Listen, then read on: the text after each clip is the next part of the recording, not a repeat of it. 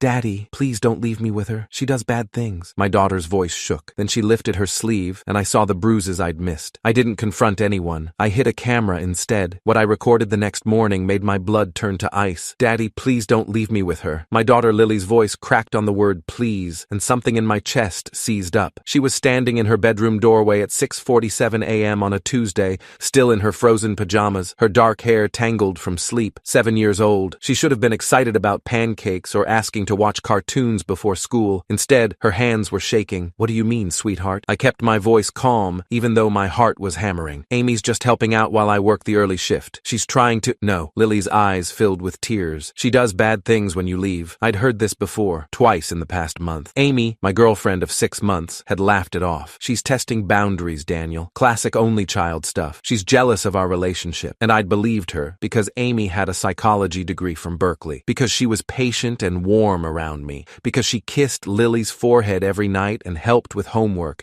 and made us feel like a family again after 2 years of just barely surviving. My wife Sarah had died when Lily was 5. Aneurysm. One moment she was laughing at something on TV, the next she was gone. It had been Lily and me against the world ever since, and I'd been so grateful when Amy came into our lives. Beautiful, successful, saying all the right things about wanting to help, about understanding loss, about loving Lily like her own. "Lily, honey, we've talked about this. Amy cares about you. She just has different rules than—" Then Lily lifted her left sleeve. The bruises were shaped like fingers. 4 dark purple marks on the inside of her small arm, perfectly spaced where someone had grabbed her. Hard enough to leave welts that had turned the color of rotten plums. My stomach dropped so fast I thought I might throw up. "Who did this to you?" Lily's bottom lip trembled. "She said if I tell, you'll send me away. She said nobody believes bad kids." Her voice dropped to a whisper. "She said Mommy left because I was too much trouble, and you'll leave too if I make you choose." The room tilted. I knelt down and pulled my daughter close, feeling how small she was, how fragile her shoulders felt under my hands. She was shaking harder now, crying into my shirt, and I realized she'd been carrying this terror alone, convinced that telling me would make everything worse. "Lily, look at me." I waited until her red-rimmed eyes met mine. "Your mommy didn't leave. She died. That was never your fault, and I will never, ever leave you. Do you understand? Never." "But Amy said—" "Amy is wrong." My hands were shaking now too. "And this—" I touched her arm gently, carefully, rage building in my throat like bile. "This is not okay. Nobody gets to hurt you. Nobody." Lily hiccuped. "She said I'm lying, that you'll think I'm making it up for attention." I thought about Amy downstairs right now, probably making coffee, humming to herself, getting ready to drive Lily to school after I left for my 7:30 a.m. shift at the hospital. I was an ER nurse, 12-hour shifts, irregular hours. Amy had offered to help with Lily 6 weeks ago. "I work from home anyway," she'd said. "It's perfect. I can pick her up from school, help with homework, make sure she eats dinner." I'd been so relieved. Childcare was expensive. My parents lived 3 states away. Amy seemed like a gift. Now she seemed like a predator who'd been circling my daughter, waiting for me to leave. "Get dressed for school," I told Lily. "I'm staying home today. But your shift? I'll call in. This is more important." But I didn't stay home that day. Not exactly. Because confronting Amy would be her word against Lily's. Amy was 34, articulate, convincing. She'd explain away the bruises. Lily fell. Lily bruises easily. Lily grabbed herself during a tantrum. I'd seen it happen before, read articles about it. Abusers were experts at making victims look unstable. I needed proof. That morning, after I'd called in sick and sent Amy a text saying the hospital needed me after all, emergency, might be gone 14 hours. Sorry, babe. I drove to Best Buy. The store opened at 10 a.m. I was waiting in the parking lot at 9:47 a.m., drinking burned gas station coffee, my hands still shaking. The kid who helped me was maybe 19, with a name tag that said Dylan and the bored expression of someone working retail during a Tuesday morning shift. I told him I needed a home security camera, small, discreet, high-quality video and audio. "You doing nanny cam surveillance?" he asked. Something like that. He showed me 3 options. I bought the most expensive one, $347.99 after tax. It looked exactly like a phone charger, the kind you'd plug into an outlet and forget about. Built-in Wi-Fi. Live streaming to a phone app. Motion-activated recording that uploaded automatically to cloud storage. Totally legal for your own home, Dylan said, clearly reading my mind. Just can't use it in places where there's expectation of privacy, like bathrooms. I installed it in the living room that afternoon, in the outlet behind the couch, where Lily did her homework every day after school. The camera had a perfect angle of the coffee table, the TV, the kitchen doorway. If anything happened, I'd see it. That night, I acted normal. I kissed Amy Amy hello when she got home from running errands. I asked about her day. We had dinner. Amy had made lasagna, Lily's favorite. I watched Amy ruffle Lily's hair affectionately, watched Lily go stiff under her touch in a way I'd somehow never noticed before. After Lily went to bed, I sat on the couch next to Amy and told her I had an early shift, again tomorrow. 6 a.m. I'll be gone before you're up. She smiled and ran her fingers through my hair. No problem, babe. Lily and I will have girl time before school. You're amazing, I said. I know, she kissed me. That's why you're lucky to have me. I didn't sleep that night. I lay next to Amy in our bed, the bed I'd shared with Sarah that Amy had moved into 3 months ago, and stared at the ceiling, thinking about Lily's bruises, about the way she'd flinched, about all the small signs I'd missed because I'd been so desperate for help, so grateful for affection, so convinced that Amy was the answer to our problems. At 5:47 a.m., I got up, got dressed, made coffee, kissed Amy goodbye while she was still half asleep. Love you, she mumbled. I didn't answer. I left the house at 6:03 a.m., drove 2 blocks, and parked on Rosewood Avenue behind a landscaping truck. Then I opened the camera app on my phone. The living room feed loaded, empty. Morning light streaming through the curtains. I could see the kitchen doorway, the stairs leading up to the bedrooms. At 7:11 a.m., Lily came downstairs. She was wearing her school uniform, blue polo shirt, khaki pants. She looked so small on that screen. She poured herself cereal from the box we kept on the counter, Cinnamon Toast Crunch. She'd eaten it every morning since she was 4. At 7:15 a.m., Amy walked into the frame. She was wearing yoga pants and one of my t-shirts. Her hair was pulled back. She looked exactly like she did every morning. Pretty, casual, tired. Then she opened her mouth. Hurry up. Her voice was sharp, cold, nothing like the gentle tone she used around me. You're so slow. No wonder your dad's always stressed out. Having a kid like you would make anyone exhausted. Lily's spoon froze halfway to her mouth. I watched my daughter's face crumble, watched her shoulders cave inward like she was trying to make herself smaller, invisible. I'm sorry, Lily whispered. Sorry doesn't cut it. Amy crossed the living room in 3 strides and grabbed Lily's arm, the left one, the one with bruises, and yanked her toward the sink. Wash your bowl, now, and stop making that face, or I'll give you something to actually cry about. Lily was crying, quiet, hitching sobs, the kind of crying that comes from practice, from learning to cry silently so nobody hears. Amy shoved her toward the sink, pathetic. I sat in my car, 2 blocks from my house, watching through a phone screen as this woman, the woman I'd kissed goodbye 20 minutes ago, the woman who'd been sleeping in my bed, tortured my daughter. My vision went red. Every instinct screamed at me to drive home, to burst through that door, to physically remove Amy from my house and my life, to protect Lily, now, immediately. But I didn't move, because Detective Brandon Keller, who'd helped me file the police report after Sarah died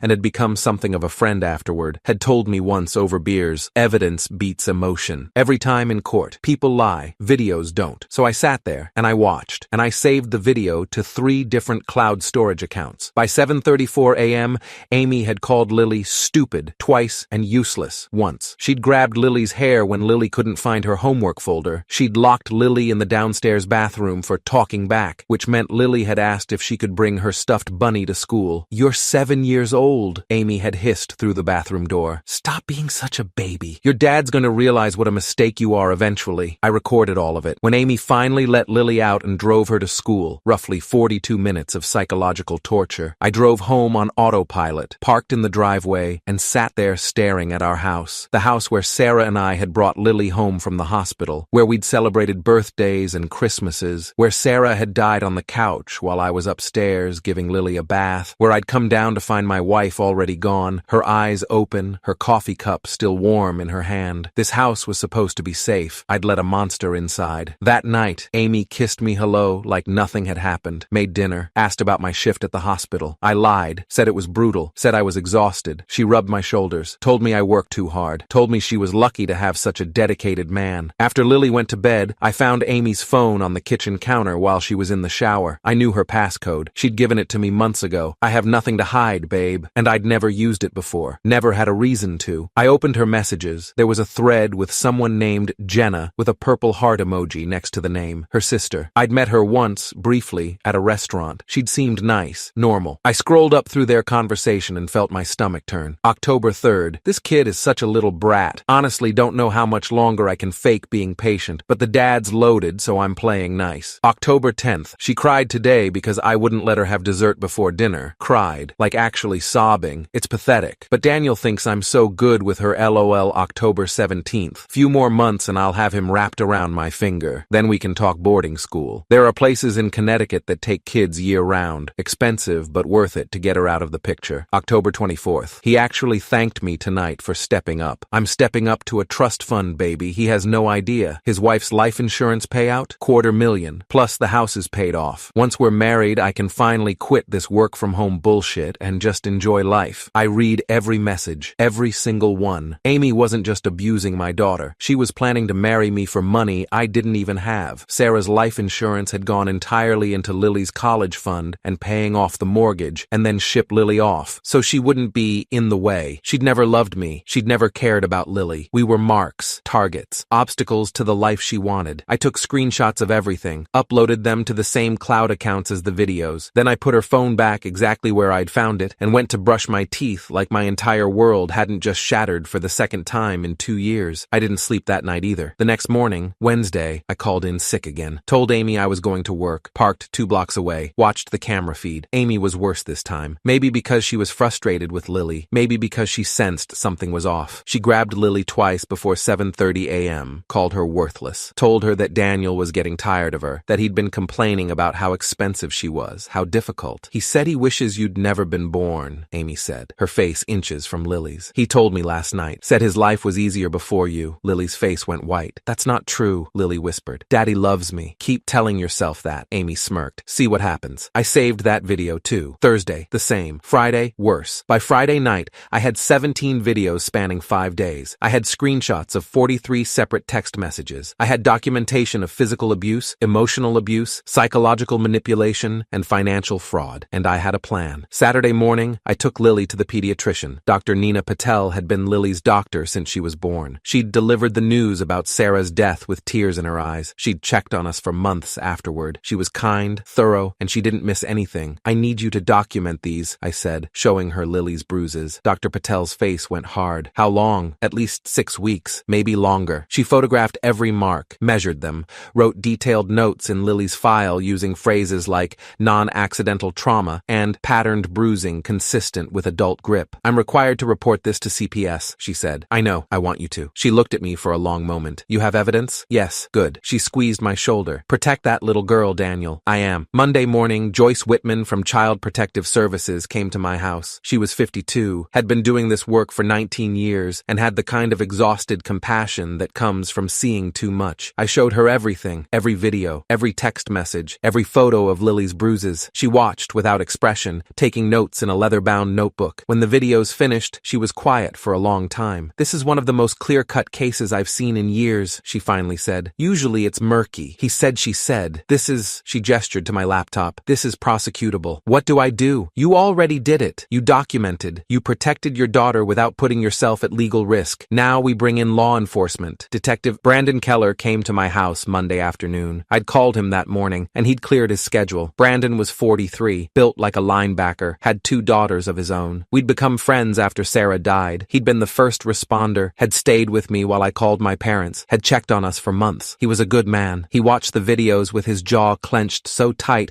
I could see the muscle jumping. I want to arrest her right now, he said quietly. Not yet. He looked at me. Daniel, she's having a birthday party Friday night here. She invited 23 people, her family, her friends, some of my co-workers from the hospital. I met his eyes. I want them all to see who she really is. Brandon was quiet. Then, that's risky. It's calculated. You could lose control of the narrative. She could claim you're mentally unstable, that you're fabricating evidence because she tried to end the relationship. She has 43 text messages detailing her plan to marry me for money and ship my daughter to boarding school. She has 17 videos of her abusing a 7-year-old child. Let her claim I'm unstable. The evidence speaks for itself. Brandon studied me. You're sure about this? She's been hurting my daughter for 6 weeks, maybe longer. She's been sleeping in my bed, eating meals at my table, kissing my daughter goodnight while planning to destroy her life. I kept my voice level. Yeah, I'm sure. Okay, he nodded. But I'll have officers outside, just in case she gets violent. Thank you. He stood to leave, then turned back. For what it's worth, you're handling this exactly right. A lot of parents miss the signs. Let the abuse go on for months, years. You caught it. You documented it. You're protecting Lily. After he left, I sat alone in my living room, the same room where Amy had tormented my daughter, and I thought about Sarah. She would have seen through Amy immediately. Sarah had a sixth sense about people, could read them like books. She would have known something was off, would have asked the right questions, would have protected Lily before any of this happened. But Sarah was gone, and I'd been so desperate desperate for help, so lonely, so convinced that I needed someone else to make our family whole, that I'd invited a predator into our home. Never again. Friday came. Amy spent all day decorating. Balloons, streamers. She'd ordered a custom cake from the fancy bakery downtown. 3 tiers, chocolate and raspberry, $240. She'd bought a new red dress, done her hair. She looked beautiful. She was practically glowing. I'm so excited, she told me that morning. Having everyone together, celebrating us, celebrating our family. She'd kissed me. This is everything I've always wanted. I'd smiled and told her I couldn't wait. People started arriving at 7 p.m. Amy's parents, Donald and Patricia, both retired, both beaming with pride at their successful daughter. Amy's sister, Jenna, and her husband. Amy's college friends. 3 of my co-workers from the hospital. My neighbor, Mrs. Chen, who'd been bringing us casseroles since Sarah died. Emma and Robert, couple friends of mine and Sarah's who'd stayed close. 23 people total, crammed into our living room, drinking wine, eating appetizers, laughing. Amy worked the room like a politician, hugging everyone, thanking them for coming, showing off the house like it was already hers. Isn't she great with Lily? She said to Mrs. Chen, gesturing to where Lily sat on the stairs, silent and pale. We're like a real family now. Lily looked at me. I winked. She managed a small smile. At 8:15 p.m., after everyone had cake and drinks and the party was in full swing, I stood up and clinked my glass. Hey everyone, can I have your attention? The room quieted. Conversations trailed off. Amy turned to me with that radiant smile, her eyes shining, probably thinking I was about to propose. I just want to say something about Amy, I said, keeping my voice warm, friendly. She's been wonderful these past 6 months. So caring, so patient, especially with Lily. Amy's smile got wider. She pressed her hand to her chest like she was overwhelmed with emotion. In fact, I continued, pulling out my phone, I wanted to show everyone just how caring she is, how she treats Lily when I'm not around. I connected my phone to the TV. The first video started playing. Amy's voice filled the room, sharp and cold. Hurry up, you're so slow. No wonder your dad's always stressed. Having a kid like you would make anyone exhausted. The image showed Lily at the table, frozen with her spoon halfway to her mouth, tears starting. Then Amy's hand entering the frame, grabbing Lily's arm. You could see Lily wince and yanking her toward the sink. Wash your bowl, now, and stop making that face or I'll give you something to actually cry about. The room went absolutely silent. Amy's face drained of all color. That's not— Wait, I played the next clip. Amy calling Lily stupid. Amy locking her in the bathroom. Amy leaning close to Lily's face and hissing, your dad wishes you'd never been born. He told me last night, said his life was easier before you. Stop it! Amy lunged for the TV. I switched to the screenshots of her text messages, blown up on the 65-inch screen for everyone to read. This kid is such a little brat, but the dad's loaded, so I'm playing nice. Few more months and I'll have him wrapped around my finger. Then we can talk boarding school. Once we're married, I can finally quit this work-from-home bullshit and just enjoy life. Amy's mother gasped. Her hand flew to her mouth. Amy's father stood up, his face purple with rage. Amy, what the hell? He's lying. Amy's voice was shrill now, panicked. He doctored those videos.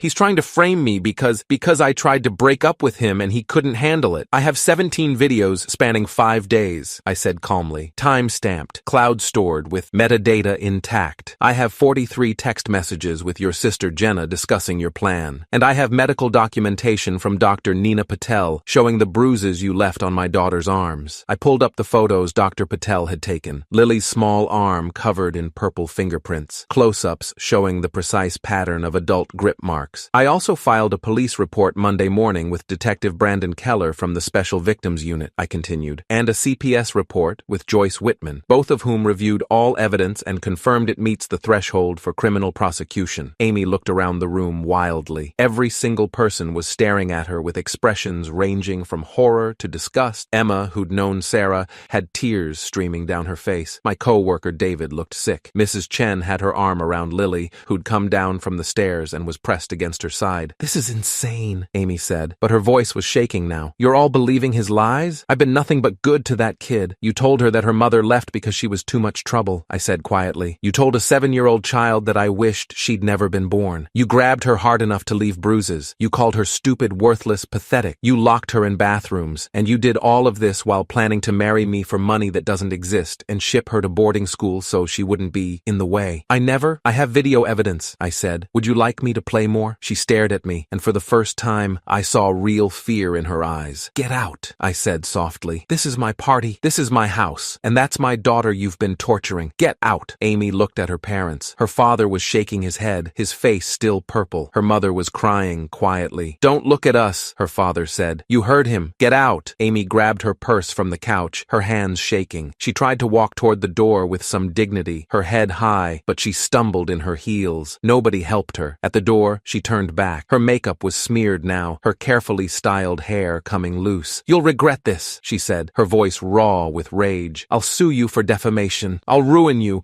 The front door opened. Detective Brandon Keller stepped inside, still in his plain clothes, but with his badge visible on his belt. Behind him, I could see a patrol car in my driveway. Amy Dawson, Brandon said. We need to have a conversation about some allegations of child abuse. Amy's face went white. I want a lawyer. That's your right. Brandon gestured to the patrol car. But first, we're going to the station. She looked at me one last time. The woman I'd kissed goodbye that morning. The woman who'd slept in my bed. The woman I'd thought was going to help heal my broken family. I hope you're happy, she said. I knelt down and pulled Lily close. She wrapped her arms around my neck and held on tight. Is she really gone, Daddy? Lily whispered. I looked at Amy being escorted to the patrol car, at the room full of witnesses who'd seen exactly who she was, at the phone in my pocket containing 17 videos and 43 text messages that would follow her for the rest of her life. She's gone, baby, I said, and she's never ever coming back. The room was silent, except for Lily's quiet breathing against my shoulder. Amy's parents left without saying goodbye to her. Her sister Jenna stopped on her way out, her face tear-streaked. I'm sorry, she said to me. The text messages. I should have known they weren't jokes. I should have reported her. You know now, I said. After everyone left, it was just Lily and me and Mrs. Chen who stayed to help clean up even though I told her she didn't have to. Your Sarah would be proud, Mrs. Chen said quietly, putting away dishes. You protected your baby. I almost didn't, I said. I almost missed it. But you didn't. She squeezed my shoulder. That's what matters. 3 weeks later, Amy was formally charged with multiple counts of child abuse, battery, and false imprisonment. The videos were entered as evidence. The text messages were entered as evidence. Dr. Patel's medical report was entered as evidence. Amy's lawyer tried to argue that I'd doctored the videos, but forensic analysis confirmed they were authentic, unaltered, with verified metadata. He tried to argue that Amy had been under unusual stress and lacked experience with children. The prosecutor pulled up her resume, which listed extensive experience with child development from her psychology degree. The prosecutor, Catherine Miles, was a 38-year-old former defense attorney who'd switched sides after her nephew was abused by a babysitter. She was relentless. Ms. Dawson didn't lack experience, Catherine said in court. She lacked conscience. She systematically abused a child in her care while manipulating that child's father for financial gain. This wasn't stress. It was calculated cruelty. Amy took a plea deal, 2 years in county jail, 5 years probation, mandatory anger management and psychological evaluation, permanent record, no contact with minors without supervision for 10 years. She'd serve 18 months with good behavior. It wasn't enough. It would never be enough, but it was something. 6 months after Amy was sentenced, Lily and I went back to Dr. Patel for a follow-up. How's she doing? Dr. Patel asked me quietly while Lily played with toys in the waiting room. Better. She's seeing a therapist, Graham Winters, over at Fairview Counseling. He specializes in childhood trauma. She has nightmares sometimes, asks a lot of questions about whether people are really who they say they are, but she's healing. And you? I thought about that, about the guilt I carried for not seeing it sooner, about the anger that still flared up sometimes when I thought about those videos, about Lily's bruises, about the way Amy had smiled at me while planning to destroy my daughter's life. I'm working on it, I said. I'm in therapy too, and I'm more careful now about who I let into our lives, about trusting my gut, about listening when Lily tells me something's wrong. That's all you can do. A year after Amy's sentencing, Lily and I were having breakfast on a Saturday morning. Pancakes, her favorite. She was chattering about her friend's birthday party that afternoon, about a book she was reading, about how her teacher said she was the best reader in her class. She seemed happy, light, like maybe the weight of what had happened was finally lifting. Daddy, she said suddenly. Yeah, baby? Do you think you'll ever have another girlfriend? I looked at my daughter across the table, at her dark hair that looked so much like Sarah's, at her eyes that were all mine, at the scar on her arm that was fading, but would probably never fully disappear. Maybe someday, I said, but not for a long time. And when I do, you'll have veto power. What's veto power? It means if you don't like someone, if something feels wrong, if you're uncomfortable in any way, that person doesn't get to be in our life, no matter how much I might like them. You and me, we're a package deal. Anyone who wants to be with me has to be good to you. And if they're not, they're gone. Lily thought about that, twirling her fork through syrup patterns on her plate. Okay, she said finally. That sounds fair. You're the most important person in my life, I told her. You always have been. And I'm sorry I didn't protect you fast enough. You did protect me though. though, Lily said. You believed me. You recorded the videos. You made everyone see. That's protecting me, right? Yeah, baby, that's protecting you. She smiled, the same smile Sarah used to give me when I was overthinking something, and went back to her pancakes. I sat there watching her, my daughter, who'd been through hell and was somehow still capable of smiling over pancakes on a Saturday morning, and I thought about all the ways I'd failed and all the ways I'd succeeded, and how sometimes protection means having the courage to see the truth, even when it destroys the life you thought you were building. Amy's birthday party had been humiliating for her. The videos had been damning. The conviction had been justice. But this, sitting here with Lily, watching her heal, knowing she felt safe again, this was the real victory. She was safe now. That's all that mattered. That's all that had ever mattered.